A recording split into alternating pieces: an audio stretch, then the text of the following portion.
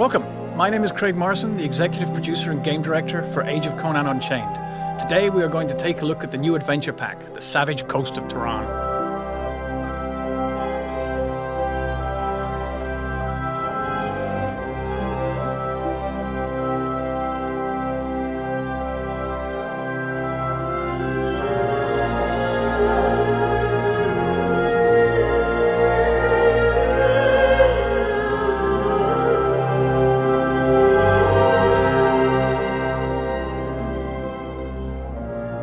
This new adventure pack for Age of Conan will find players exploring the city of Ardashir and its surrounds as they embark on an epic adventure full of political intrigue, backstabbing, ancient evils, scheming priests, pirates, generals, and other disreputable types that call the Turanian coast of the Viliat Sea their home.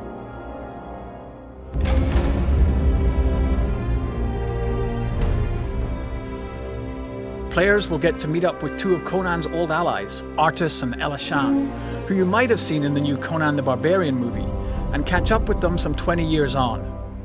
Conan, now king of Aquilonia, has dispatched you to Turan to aid his old friends.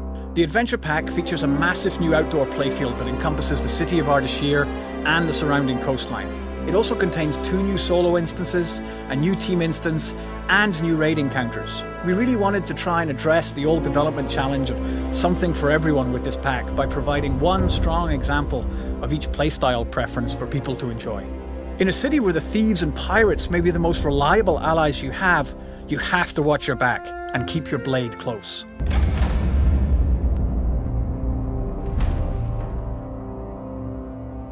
Dead Man's Hand is a huge dynamic instance that scales to your level for players between levels 50 and 80. Players are sent to the island by Conan's old ally, Artus, and ties into part of the greater storyline that players will discover in and around the city of Ardashir. In this case, Artus wants the player's assistance in rooting out a potential traitor within his own ranks. No one ever said that pirates are the trustworthy types. The pirates have made their home on the island despite the presence of indigenous savages who live in the swamps in the center of the island.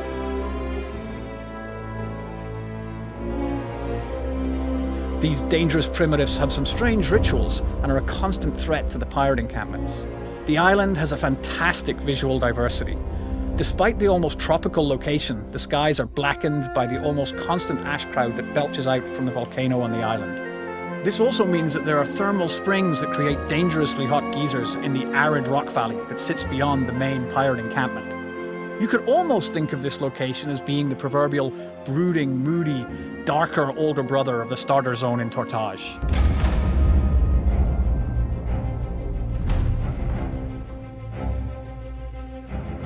The Isle of the Iron Statues is a location taken directly from one of Robert E. Howard's original Conan tales, Shadows in the Moonlight, and presents us with another fantastic opportunity to try and translate one of the stories into a single-player experience that really allows us to immerse the player into Howard's world, and in this case, allow them to follow in the footsteps of the great barbarian himself. The original tale concerns Conan escaping to a remote island in the Viliat Sea, where he encounters the Red Brotherhood, a strange, skulking creature, and mysterious iron statues. Over 20 years have passed since Conan first faced those dangers on that island, so all is not as it was in his younger days. Long abandoned by any pirate forces, no doubt due to the dangers lurking in the night, the island shows only glimpses of what was once there, and has largely been overrun by the jungle and its wildlife. The ancient evils, however, have not been banished, and will challenge the player just as they did Conan himself.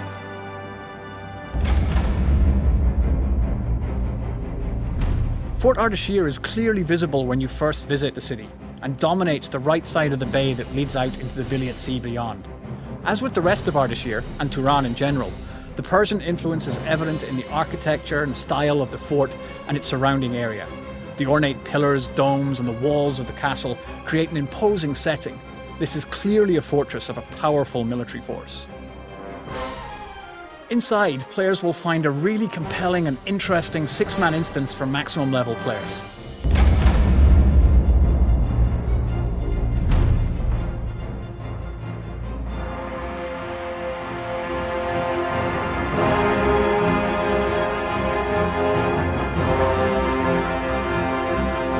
This new raid instance offers 3 fantastic new raid boss fights for those who have completed Tier 3 and want to bridge the jump to Tier 4 raiding.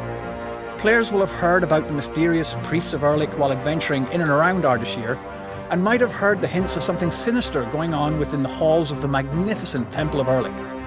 Players venture into the halls of the temple on a quest to discover what ancient evil the priests have been dealing with in return for their power.